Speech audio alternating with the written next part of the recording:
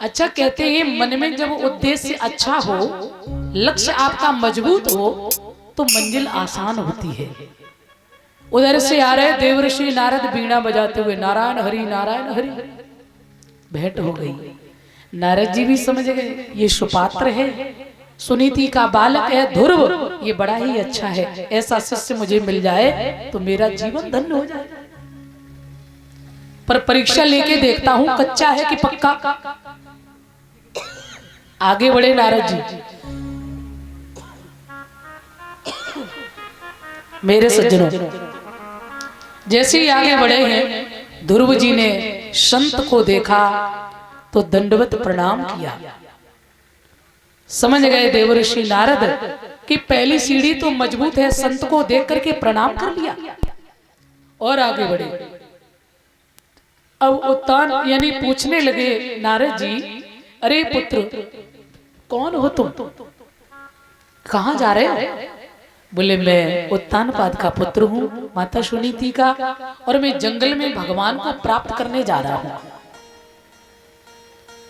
तो देवर्षि नारद जो है झूठ में ही हंसे, अरे जंगल में जा रहा भगवान को प्राप्त करने?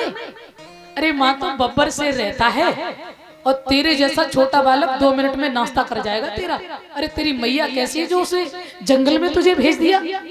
इसलिए मेरे पुत्र लौट जाओ घर। ध्रुव जी कहने लगे, बाबा मेरी माँ कहती है कि शेर में भी भगवान है, सब में मेरा परमात्मा व्यापक है, हरि व्यापक सर्वत्र समाना। नारद जी ने सोचा दूसरी सीढ़ी भी मजबूत है, विश्वास पक्का है। अच्छा ये बताओ भोजन कितनी बार करते हो?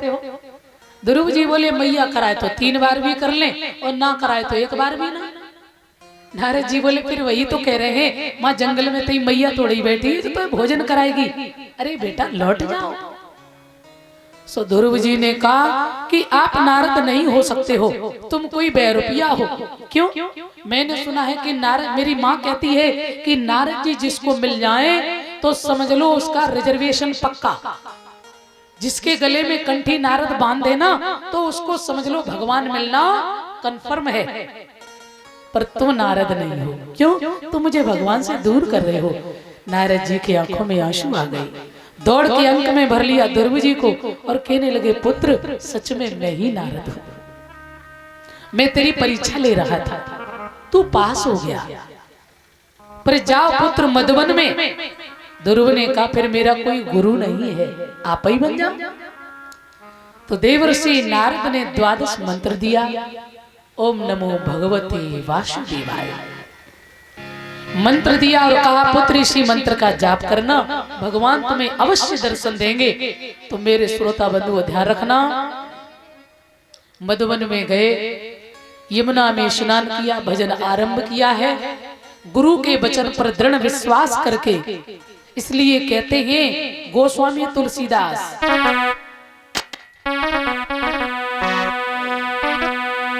रामचरितमानस में लिखा है कि गुरु बिन भवन तरह न कोई,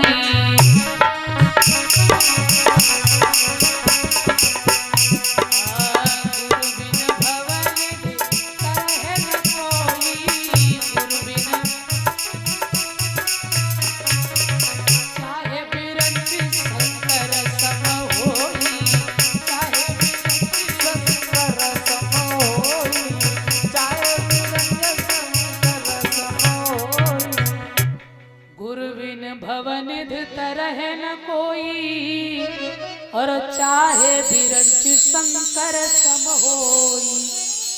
गुरु की बड़ी उपाधि है। कहते हैं गुरुर ब्रह्मा गुरुर विष्णु गुरुर देव महेश्वरा, गुरु से बड़ा भगवान भी नहीं है। गुरु गोविंद दो खड़े किनके लागे पाए, और बलिहारी गुरु आपने सो गोविंद दिए मिलाए। बोल गोविंद भगवान की। भैया ध्रुव जी का भजन चला, अखंड भजन।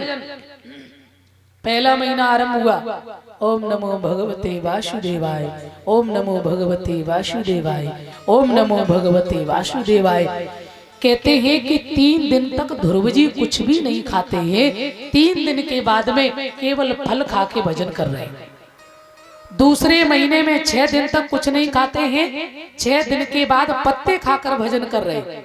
तीसरे महीने में 9 दिन तक कुछ नहीं खाते हैं, 9वें दिन केवल जल पीकर भजन कर रहे हैं।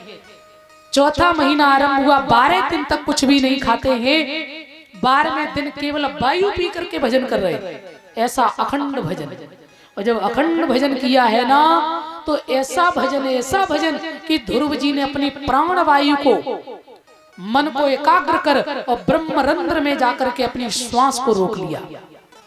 और जैसे ही ध्रुव की श्वास रुकी है ना, तो चारों तरफ ब्रह्मांड में हलचली मच गई।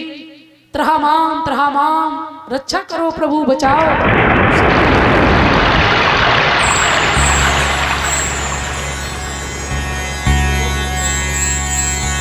सभी देवी देवता भाग पड़े, नैवं विदामो भगवन प्राण रोधम धावना विदेहि कन्नो ब्रजनाथ मोक्षम प्राप्ता वयम त्वाम शरणम शरण्यम। मैं आपकी शरण में हूँ, मेरी रक्षा करो।